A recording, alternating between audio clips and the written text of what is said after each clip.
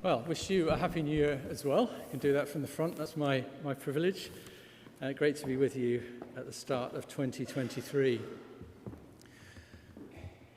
Well, we did Christmas slightly differently this year, Sally and I. Before Christmas, we went away for a few days.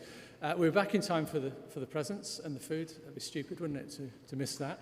But we had a lovely couple of days away in a cottage with a log fire and some Netflix on the television. And the sun was so beautiful, midwinter sun, just low in the sky all day long, misty fields.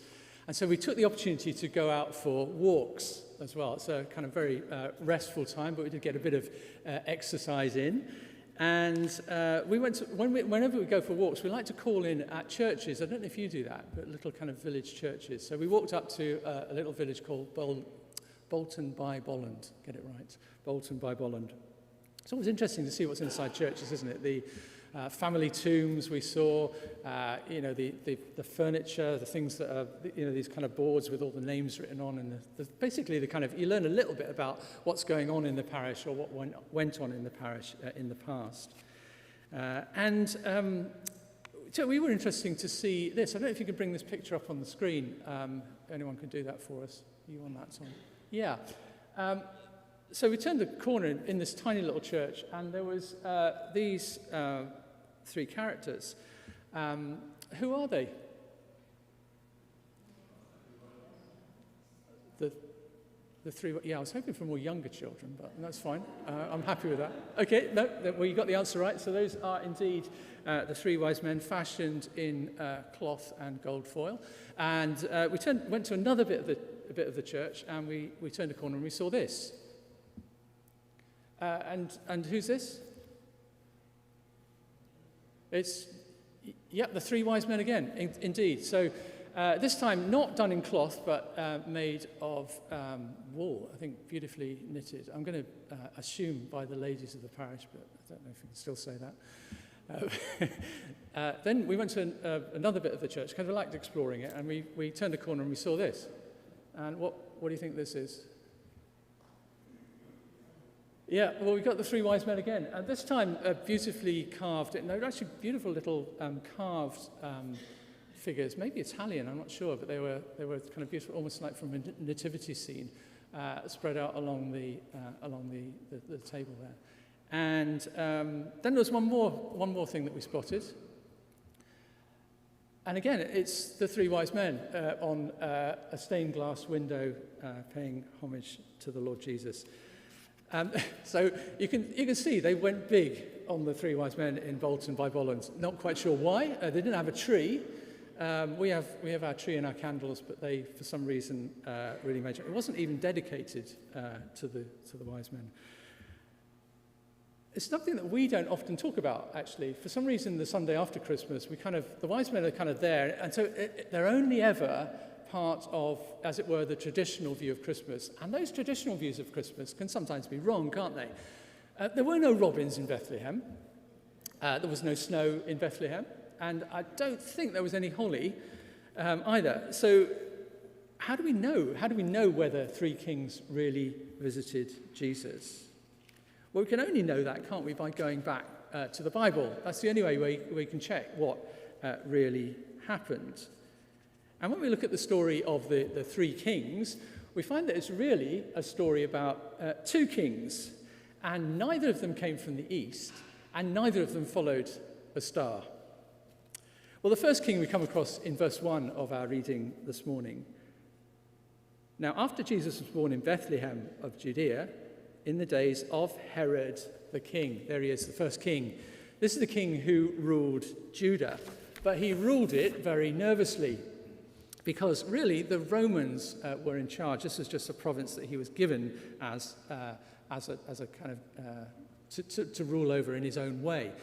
Now, you know what it's like when somebody is watching you doing something important. It makes you feel a bit nervous, doesn't it? If you're younger and you're chopping up vegetables, for example, or if you're doing some very careful handwriting.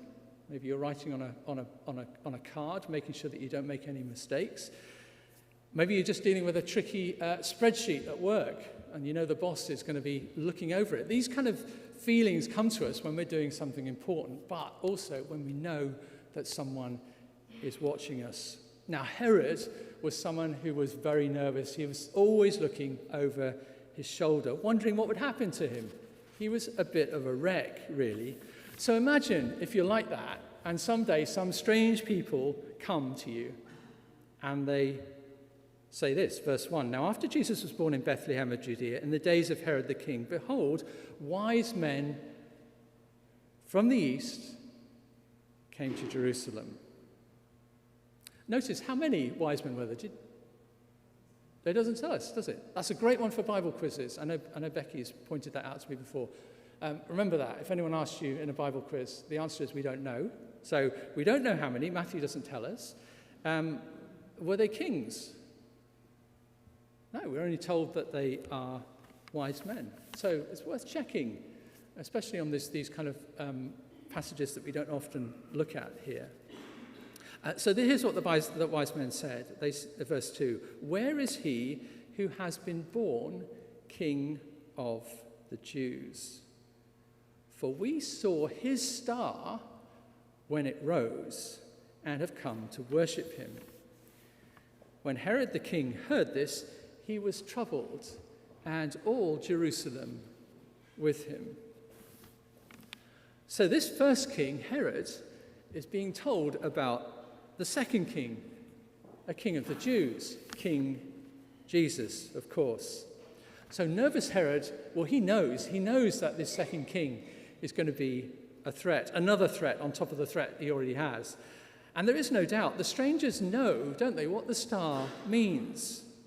They know that a king has been born, and they commit huge resources to that understanding and belief, and they travel all this distance to see the king. They know that this second king is a better king, in fact, that he is the best king, and so they come to worship him. That's the reason they give verse 2. Maybe that's the reason why they're called wise by Matthew. They certainly can read the stars, can't they? They work out that there's something different in the sky, something's changed. They've been watching it very carefully, and they know that something's going to happen. But there's a piece of the puzzle that's missing. There's something that they don't know. Did you notice what it was? They said, "Where is he? Where is he?" Now, what do you do when you want to know where something is?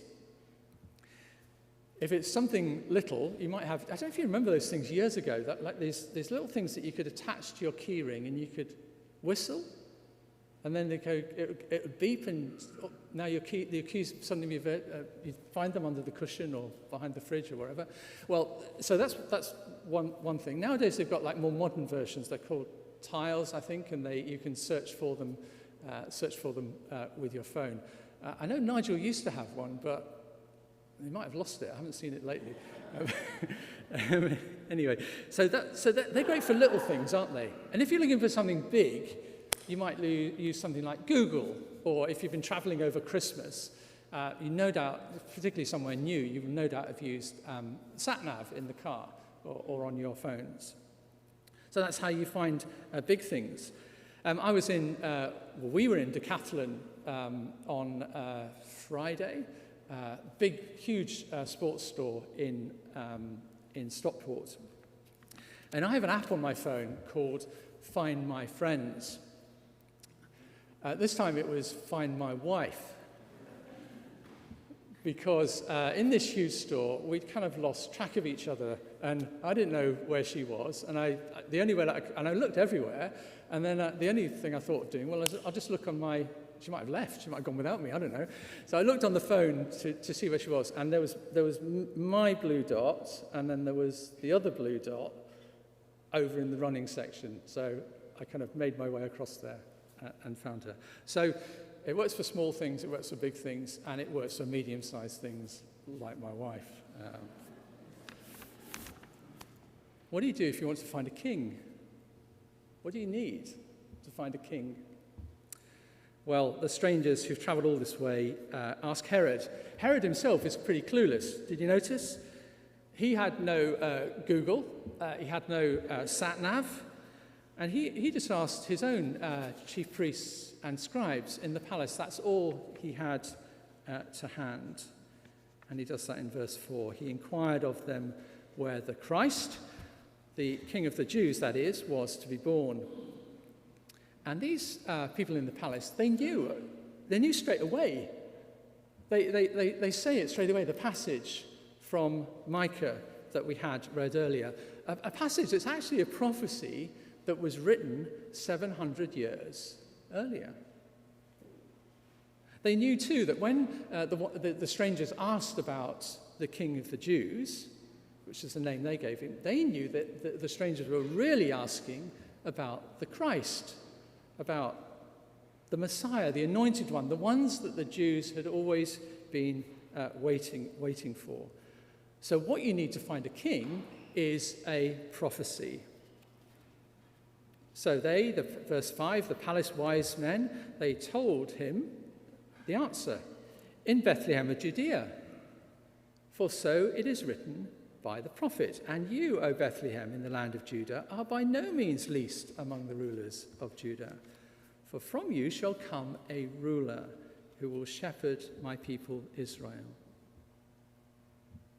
Now notice the wise men from the east they now know, and they go. But look, the so-called wise men in Herod's palace, they also know. They knew straight away, didn't they, about this prophecy? And they've no doubt seen the star, but they didn't go. They didn't go. If you know, you go. But if you know just in your head, if you know something intellectually, you might not go. You might not respond to it and react to it. They knew it in their heads, but it wasn't enough. And if you know, that is, if you have faith, or what the Bible calls wisdom, then you go. You go. That is true wisdom.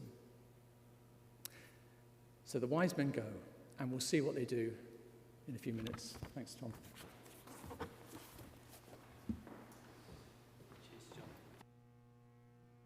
Please do be seated.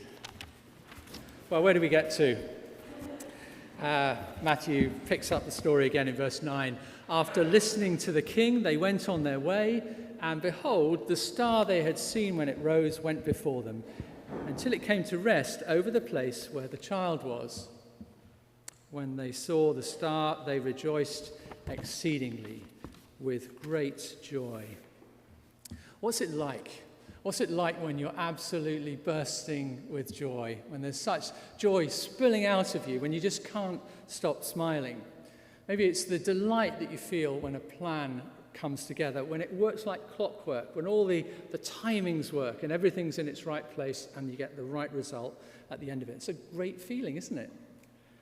Maybe it's about the exams, revision that you did for exams, and they worked, all that work paid off and the exam was passed. Maybe it's about practicing a particular sport, maybe a shooting or a cycling or whatever, but it all works to plan and you just feel that joy when you get down that hill or you get up that hill, whatever it might be. Maybe it's about the best present that you got last Sunday. Did you rejoice exceedingly with great joy about that Lego, about that iPad? The Lego, Johnny can relate to that. The iPad, or the trouser press. There always used to be a trouser press. I don't know why. I didn't get one of them. But whatever you were doing a week ago, it's only a week ago, any rejoicing that you had was nothing like the rejoicing that the wise men are conveyed as exhibiting here. It was bursting out of them, verse 10. When they saw the star, they rejoiced exceedingly with great joy.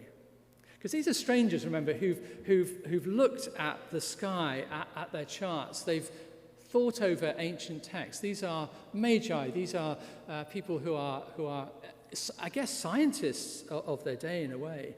And seeing his star, they set off on their long and arduous journey. They had the final piece of the puzzle. The plan worked after the final piece is put into place. The star, his star, they call it, put by God, led them. You'd be thrilled. And they were absolutely thrilled to be in this place because, verse 11, look, they'd found this new king.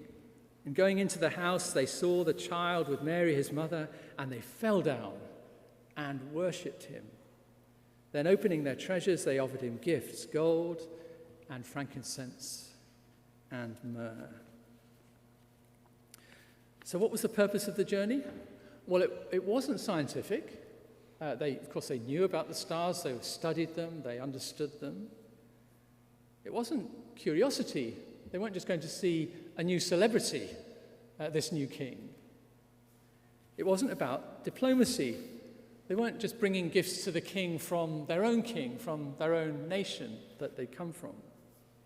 So all of those things may have been true, but Matthew tells us what the true purpose, the real purpose of their visit was. The plan that they had from start to finish was to worship King Jesus. That is their task. And worship, of course, means to give honor to somebody who deserves it, somebody who truly deserves it. Somebody who is truly great deserves our worship. So verse 11, they fell down and worshipped him. And for us, our Christian life really begins when we give proper honor to King Jesus. Whatever attracts us to him, whatever brought us here this morning, Christian life, new life happens when we see who Jesus really is, that he is the King to be worshipped. Now, Matthew, of all gospel writers, wants us to see this. He's the only one that gives us this account of the wise men. Why does he particularly want to tell us this story? Why is it particularly important to Matthew above all other gospel writers? Well, Matthew is particularly concerned about royalty. Royalty is very important to Matthew. You may remember that in chapter 1 of the Gospel, he begins with this long genealogy, which is almost never read in church, but is really, really important to Matthew because it shows that Joseph is in the royal line of David.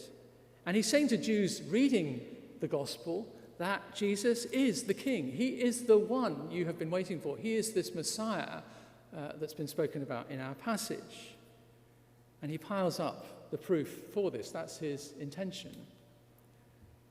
And so in chapter 2, it follows on very logically that the wise men, however many there are, 3 or 20 or 50, we don't know, they symbolize the nations coming to the true king. And that king is that not just for the Jews, but for the whole world. The whole world will end up calling him king. And if we look at the whole sweep of Matthew's gospel from start to finish, you see that it has this beautiful symmetry, a kind of mirroring going on in the whole gospel. At the start, all nations come to Jesus. And if you remember at the end, the King Jesus, sends his disciples and all of us out to all nations. And that's something we're going to be looking at as a church through this new year, the early part of this new year, as we study the book of Acts, just how the church and how we go out into the world with this great message. So the story of the wise men, although we don't often look at it, is really important. And it's important to notice the 3 responses to Jesus in this passage. Which one will you be? Will you be like Herod? Will you be fearful that King Jesus is just someone who looks over your shoulder, checking your homework, messing with your life in some way, altering and interfering with your private kingdom? Or will you be like the so-called wise men in the palace who know the Bible, who know it with their heads, but don't act on it? It's just an intellectual exercise, a theoretical exercise. You know it's important, but you don't do anything about it. Is that you? Or will you be like the true wise men? They know with their hearts. They come wanting to know about the Bible. They want to know how Jesus is described. They put everything second to seeing and knowing this great new king. And so they were rewarded with overwhelming joy at seeing him, at meeting him, at knowing him. Now, that might not be something that happens every day for us as Christians, but by God's grace, it will happen often if we meditate and think of this great king that we have, King Jesus.